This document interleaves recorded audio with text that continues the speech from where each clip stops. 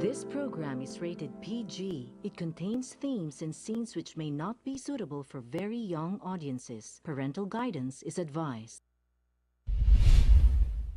Be advised that the views and opinions of the hosts and guests do not reflect those of the station.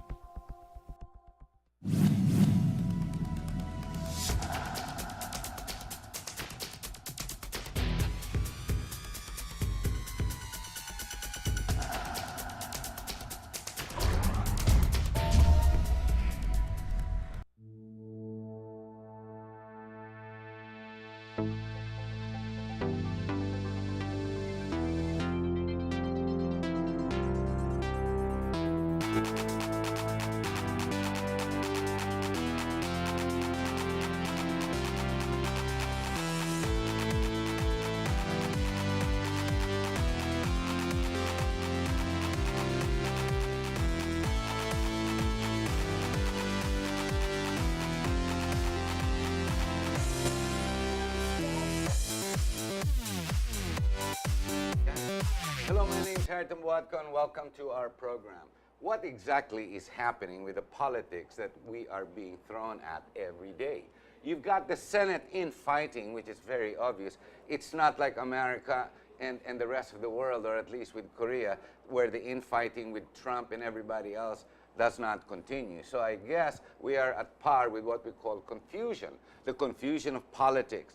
The interests of politics, where the real interests play, where you have the oligarchs, you've got the old administration, etc., etc. Then, of course, we've got the different departments of government that are co-equal, that are now on a clash. Is it because this is part of what we call politics, or is this the game? Or is this the game we are fed and we are just being misled or being confused for the singular purpose, really, of singularly confusing us? What exactly is going on? How do we get help? Where do we get help? Who will explain to us the issues that are going on? The newspapers are no real help, and the editorials that come out are definitely biased, either one for the other. What exactly is going on? And should we even try to understand?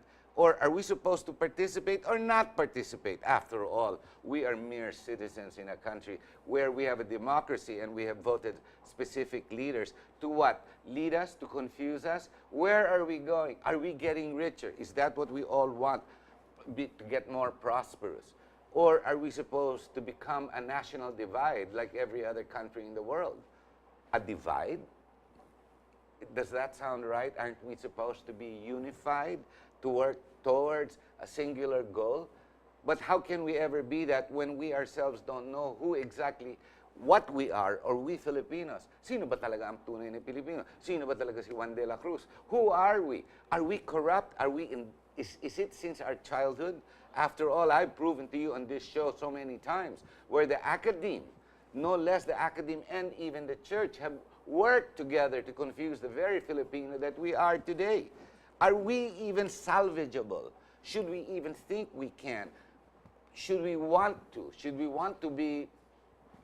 Well, you see, there's just so much. I can just keep on going and we won't get anywhere. And after all, these talk shows to help you understand the critical issues that are going on. I don't necessarily give answers. It is you who has the answer. Only you will be able to identify those answers after every show. With us, we have Dr. Eric Sampang.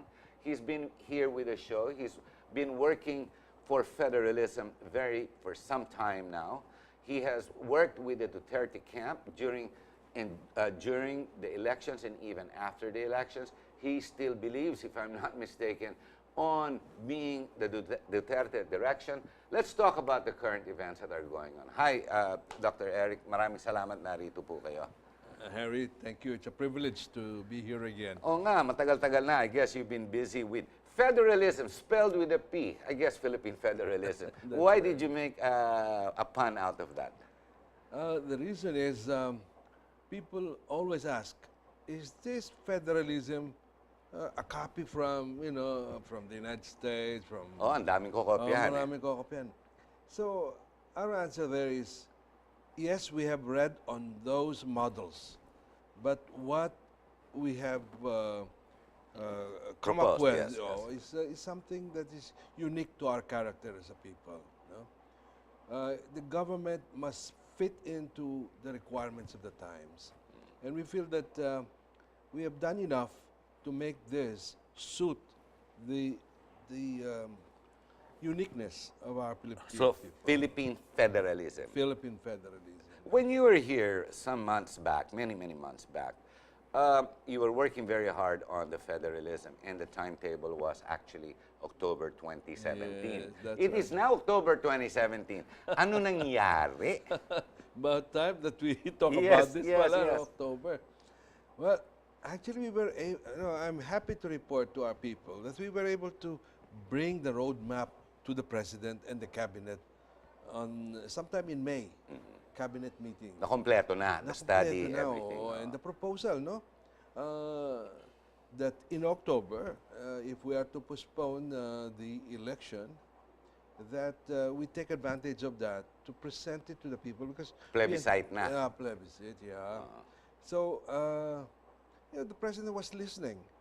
The cabinet, of course, raised some issues, some concerns, some questions, but we were defended by some people there too, particularly of Agriculture Secretary Piñol. Piñol, and then a Muslim leader, I think, on the OFW Okay. territory. But the one who objected is Dominguez.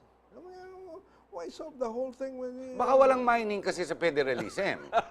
Kasi siyang tinira ni, what's her name? Ni Si Gina. Gina, di ba? Oo. Di ba, pinuto nila yung bundok? Parang Oo, ganon. oo. So, baka kulang ang mining interest doon. No. But go ahead. Anyway, Pun intended. right. Well done. Yeah. Where did that go now? Well, apparently because of Marawi. Oh, nabigla lahat eh. Nabigla, it was, tag natin doon, a ball coming from nowhere, no? Di ba? From the left field, so to speak. So, Left field, you mean liberal part? No? Okay. Continue. Sige, continue. Anyway, so what happened was, parang it took aside, a back seat. So, 4 months na, nabigla tayo. Oh, that's right.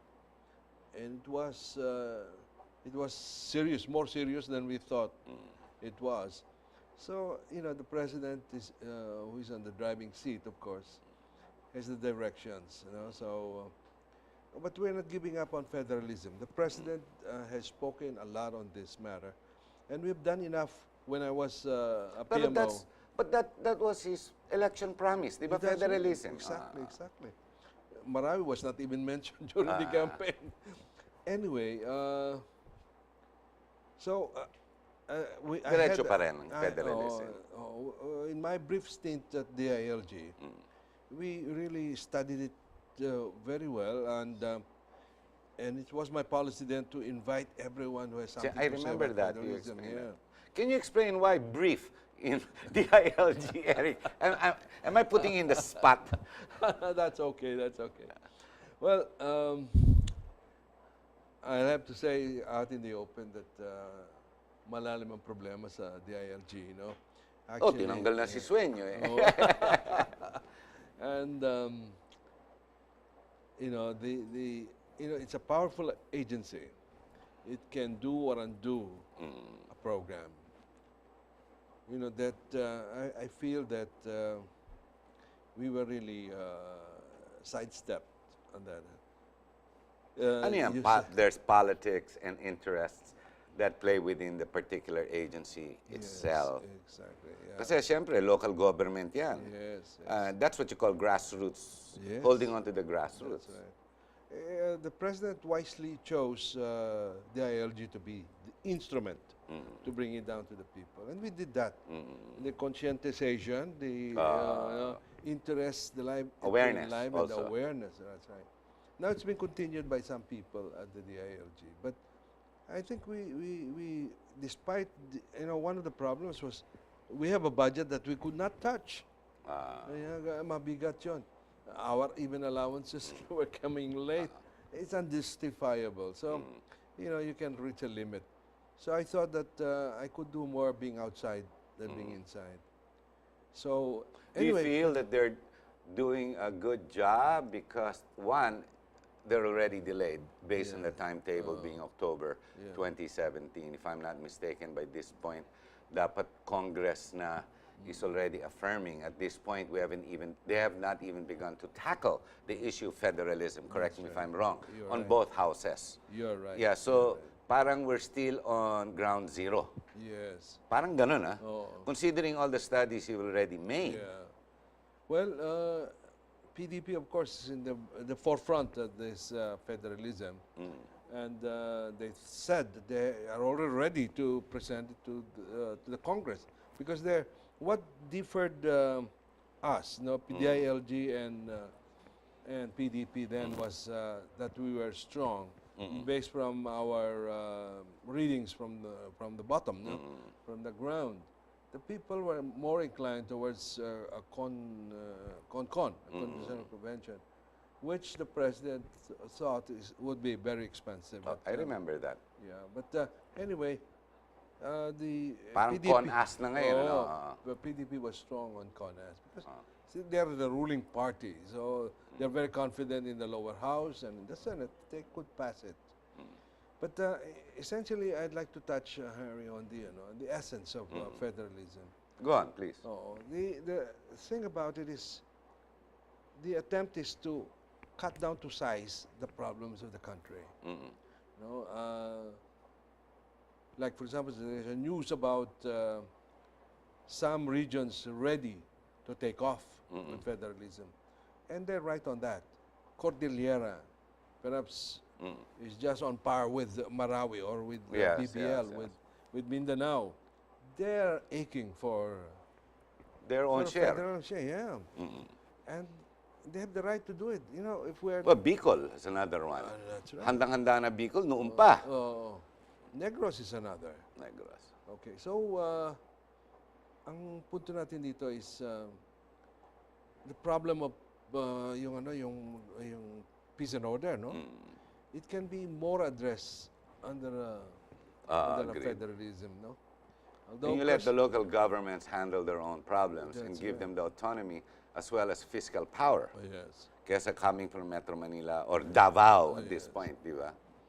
But now that I'm outside looking in, the one essential element that might attract the people to take federalism is when we tell them, look, do you want to save money so there'll be more money to go around?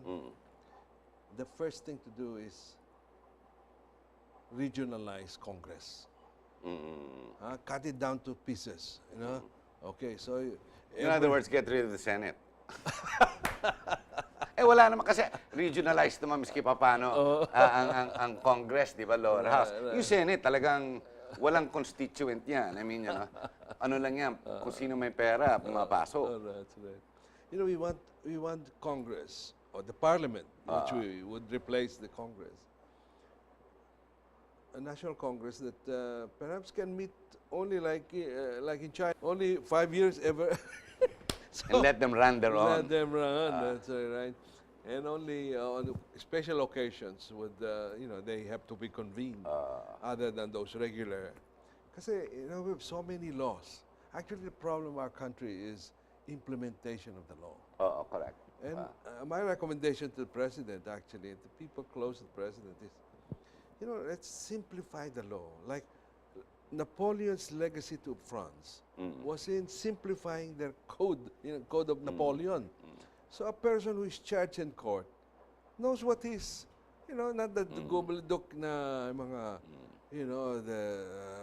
alam mo na yun, no? Simplify the law so the people can understand it. You don't even have to turn it into a Filipino. English is English, It's international. But you have to simplify it where, kasi yun ang feedback from the ground. How come we have such a complicated law? Like, for example, issue on jail. The 4 agencies claiming to have jurisdiction on jails. Magulo, no? Magulo. Meron DOJ, merong provincial, merong etc. DILG. So simplify it. One. And then have more jail perhaps, So 1 island can be, 2 islands, Alcatraz-like thing, So anyway, people are hungry for justice. Are you saying that there is a problem with the ILG in its systems management?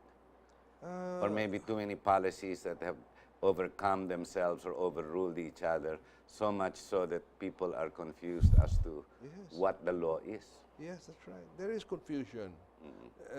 In your opening statement, you said, the government is supposed to simplify, not complicate the running of government. People must understand what what they have, given up their rights to have. No, so simplicity in the law, simplicity in the running the law. It's like our taxes. We're being double taxed for everything.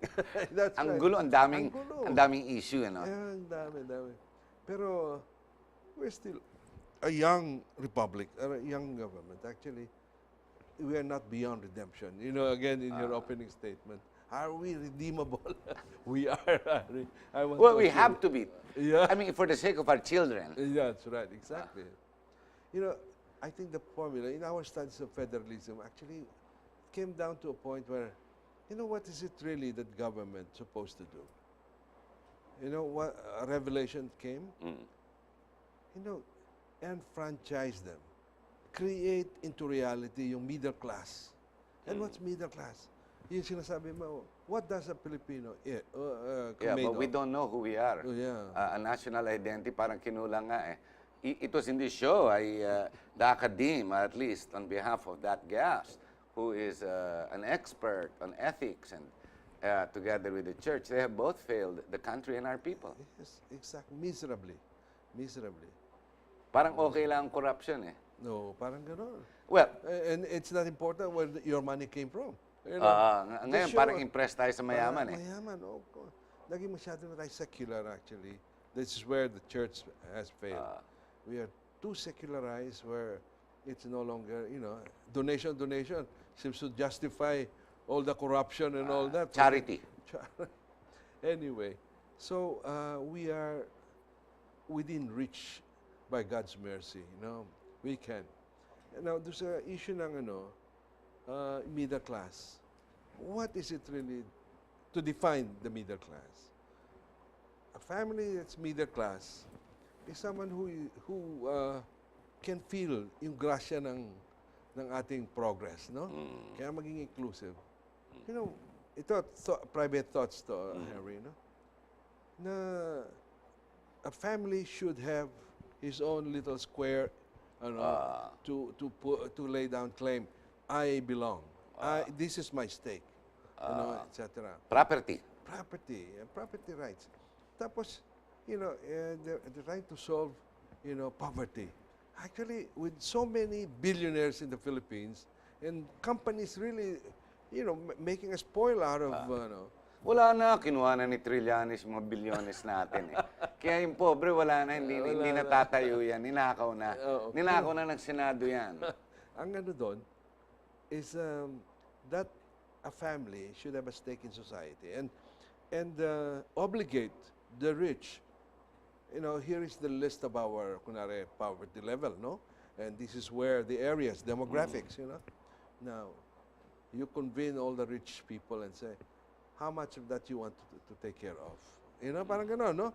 You divide the spoils and include the poor people who are benefiting, from whom you benefit, your... But we've started with Lucio Tan. Now he's offering 4 billion.